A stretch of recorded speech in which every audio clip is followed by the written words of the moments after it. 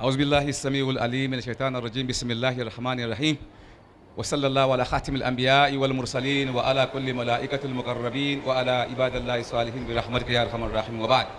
I greet you all with the universal greeting of Islam, and that is Assalamu alaikum wa rahmatullahi ta'ala wa barakatuh. Quickly, I know you've been sitting here for quite a long time, and I'm not going to waste too much of my time.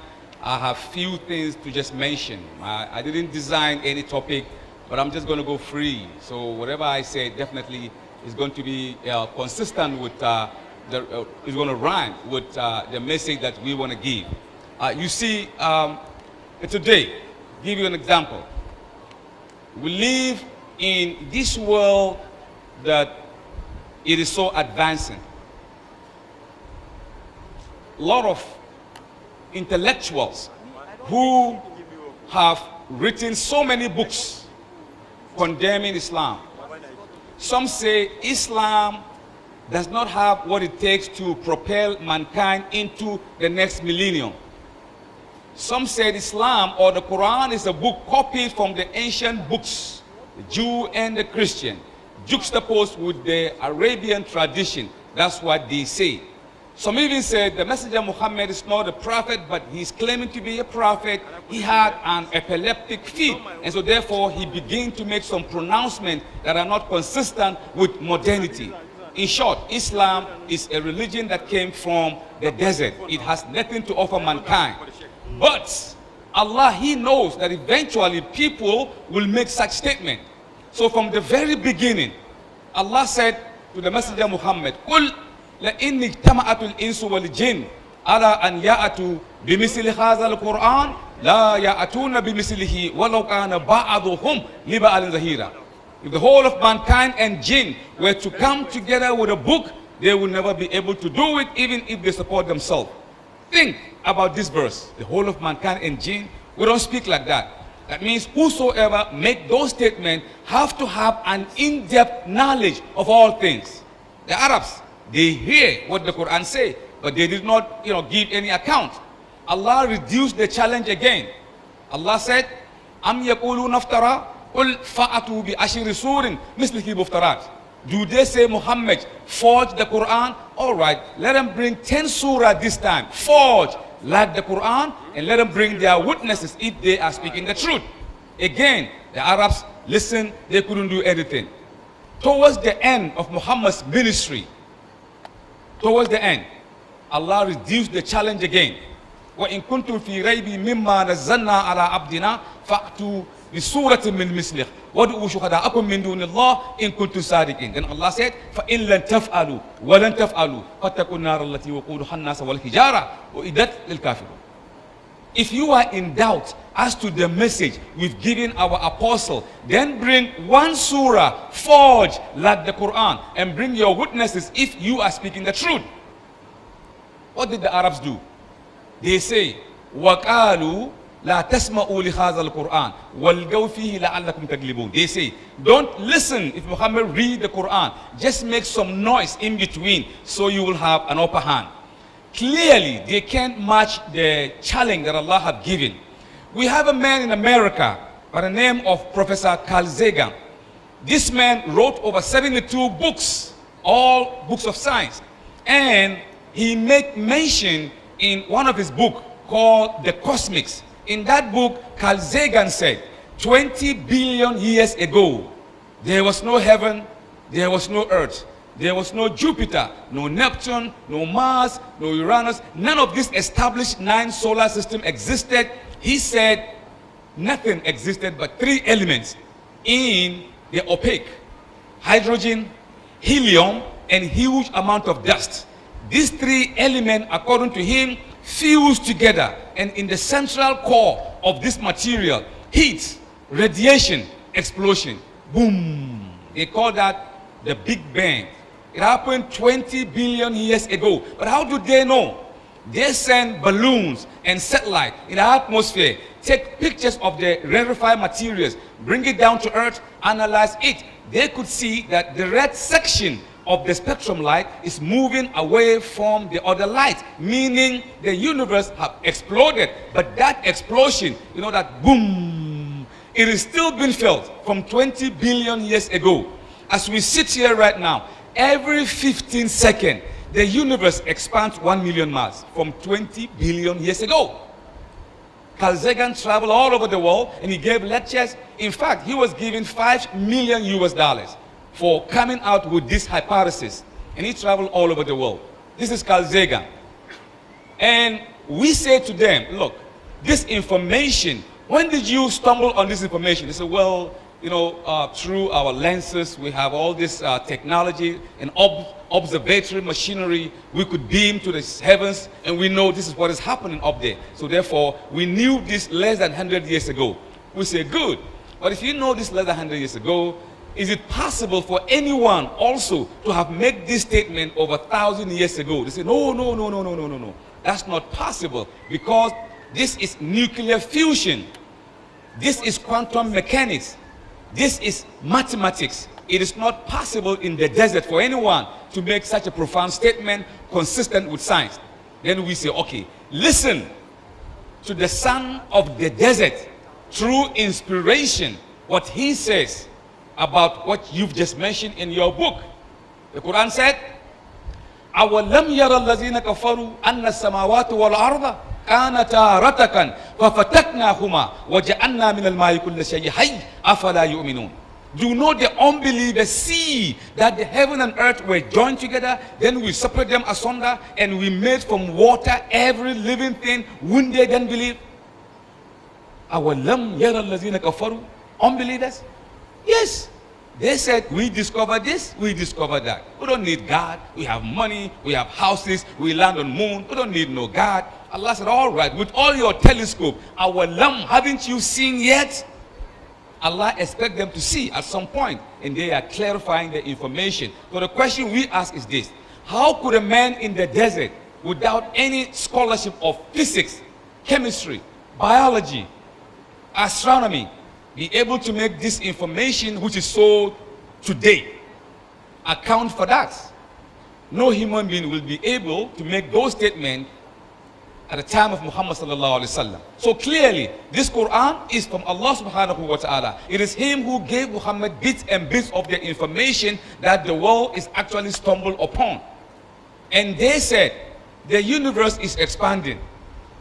They call that the expanding universe, meaning the universe is perpetually expanding. And they gave us two different, circles to find out if this universe expanding or not. The first one, to know if the universe is expanding, they say, get a balloon. You know the balloon? You blow the balloon. Get the balloon, but don't blow it yet. Put it down. Get a pen and make some dotlets around it. Make a dot all around the balloon. Turn it around, make a dot again. Once you finish the dotlet, now begin to blow the balloon. As you blow it, you will see that the dotlets are moving away from each other, meaning the universe is perpetually expanding. The second circle is that if you have any stagnant water, the water that does not move, throw stone in it. Once you throw a stone in it, you see that ripple effect. Ripple effect, meaning the universe is actually expanding. Clearly, who told Muhammad this piece and bit of information is absolutely untenable at the time that the Quran was revealed. This is the power of the Quran dealing with information that is consistent with modernity, even though the Quran was given back then. I'm going to give you an assignment, and I'm going to come back in 6 months to mark the assignment. Each and every one of you should take this assignment seriously. Tonight, once you go home, on the way going home, get a knife or a razor blade, a sharp razor blade, and catch your skin. What do you mean? I've tried it 5 times already, man. What's wrong with you? It doesn't hurt. 5 times. Look, I've got all the stitches here. You just cut it, remove your skin like banana. You know how you peel banana? Peel everything off. It's gonna hurt for a few minutes, but it's cool. I tried it 5 times already. And so once you're done doing that, I bet you, if someone comes with a gun and shoots you, it's not gonna hurt. You won't feel the, why? Because the pain, the sensor that caused the pain is called receptor. It's under your skin. There will be no pain if you remove the skin. And if someone comes with a dagger, try to cut you up, you're not going to feel the pain. It might pop up. Don't try this at home. Don't try this at home at all. But what I'm saying is that when I was in college, most of you did that. You dissect animals. When I was in college, I dissected animals. But I didn't know about this verse of dissection in the Quran. Until when I begin to do my research, I stumble on key information. That's what I'm sharing with you. Science are telling us today that under your skin, you know, the white linen that you see under your skin, there is something called receptor. That's what causes the pain that you sustain.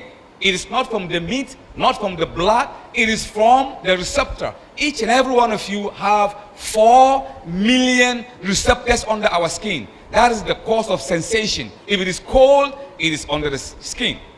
If it is hot, it is whatever. Under your tongue, there is something called taste bud. Under your tongue. If you could take off the top layer on your tongue, you know, you begin to drink anything that is hot, you're not going to feel the pain.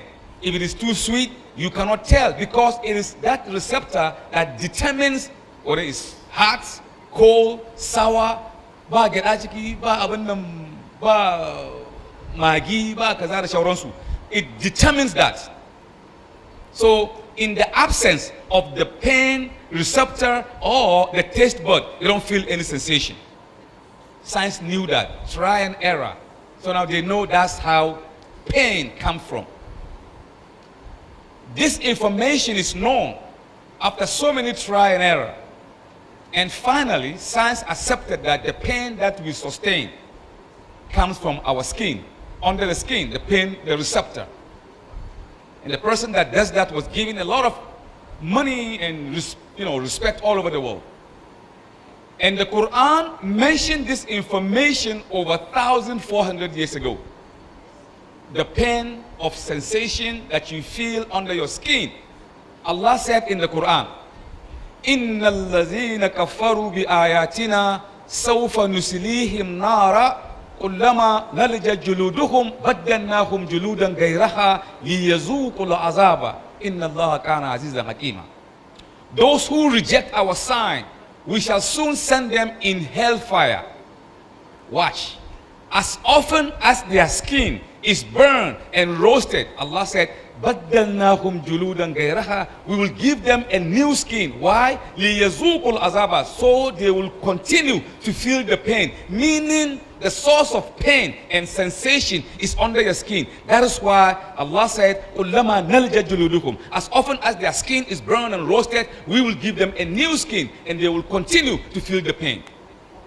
It's impossible, untenable in the desert without any computerization for the Messenger of Islam to know this key information of today. Is impossible. Therefore, clearly, this book came from on high. You see, I live in Seattle, Washington, my state, Seattle, Washington. The only state in America that we get like 10 to 2 weeks weather forecast. It's going to rain tomorrow. It's going to start like 2 p.m. It's going to rain until 5 o'clock. It's going to cut off. And then for 2-3 weeks we get, because it is the state that always rains. In a week, at least it must rain like 4 or 5 times all year round. It's the state of rain. So we get like 3 weeks weather forecast. Now, people come on television and they say, oh, tomorrow is going to rain. The next day is going to be windy, and we say, oh man, this is science, meteorology, the science of rain. How did they know? Simple. What they do is that they send balloon in the atmosphere or satellite to take the picture of the rarefied materials. The cloud that you see up there has so many functions. We have the clouds that cause rain, the clouds that cause tsunami.